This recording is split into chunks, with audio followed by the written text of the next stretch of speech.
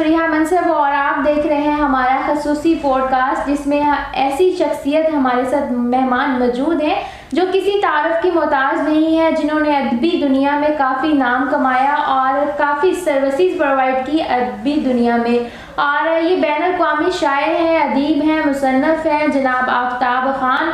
इनसे बात करेंगे और जानेंगे कि अदबी दुनिया में किस तरह कदम रखा, क्या वजह बनी या कितने अरसे से ये अदबी दुनिया में मौजूद है। अस्सलाम वालेकुम सर। जी वालेकुम अस्सलाम। सर, सबसे पहले बताइएगा कि अदबी दुनिया में आने का ख्याल कब आया और कैसे फील हुआ आपको कि मैं एक शायर हूँ और मुझे एक शायर बनना चाहिए? शायरी का जो सिलसिला है वो तो बचपन में ही शुरू हो गया था। मैं जब तीसरी जमात में था तो वालिद साहब ने मुझे इल्लामा इकबाल की किताब बाले जबरील लेकर दी।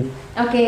उसको पढ़ा, लेकिन उसमें ज़ाहिर है उस वक्त तो इतना ज़हनी सतह बुलंद नहीं थी कि उसको समझ सकते, लेकिन बहरहाल उसमें शायरी से कहीं कहीं जो आसान अल्फाज थे उनसे मुतासर हुआ और फिर मैंने भी कुछ टूटे फूटे अल्फाज में शायरी शुरू कर दी जी। लेकिन उसके बाद वो शायरी मैं किसी को दिखाता नहीं था, वो बस ऐसे ही एक डायरी में लिख लिख के रखता रहा। तो नौजवानी में कॉलेज के बाद किसी दोस्त को दिखाया शायर को, तो उन्होंने कहा इसमें कुछ कमियां खामियां हैं, आप ये किसी सीनियर शायर को दिखाएं।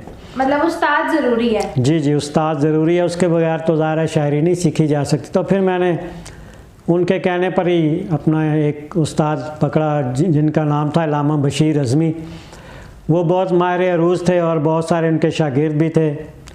तो उनसे मैंने शायरी की इस्लाह लेनी शुरू की और उनसे अरूज़ जो औज़ान वगैरह सीखे, शायरी के बुनियादी असूल सीखे और फिर इस तरह मैंने शायरी का आगाज़ कर दिया और फिर मुशायरा में भी जाने लगा। बिल्कुल। ऐसा कहते हैं कि शायर बनने के लिए मोहब्बत का होना ज़रूरी है, या फिर मोहब्बत शायर बना देती है, या मोहब्बत सक्सेसफुल हो जाती है या मोहब्बत नाकाम हो जाती है, उसके बाद बंदा शायर बन जाता है। तो इस बात में कितनी हकीकत है?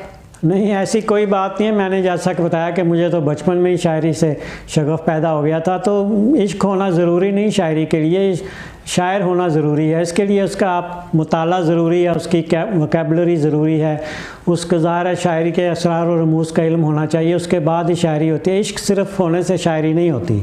हाँ, शायर बनने के बाद इश्क हो सकते हैं। तो आपने कहा शायर बनने के बाद इश्क हो सकता है, तो मतलब आपको इश्क हुआ और किस एज में हुआ? बस नौजवानी में ही कह लें। ज़ाहिर है कॉलेज से फ़रागत के बाद कुछ अमली ज़िंदगी में कदम रखने से पहले ही बहुत सारे लोग आए, कुछ मैं मुतासर हुआ, कुछ मुझसे मुतासर हुए, तो इस तरह इश्क का आगाज़ हो चुका था ज़ाहिर है जवानी में ही।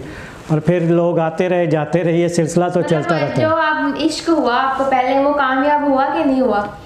बस कुछ कामयाब कह लें, कुछ नाकाम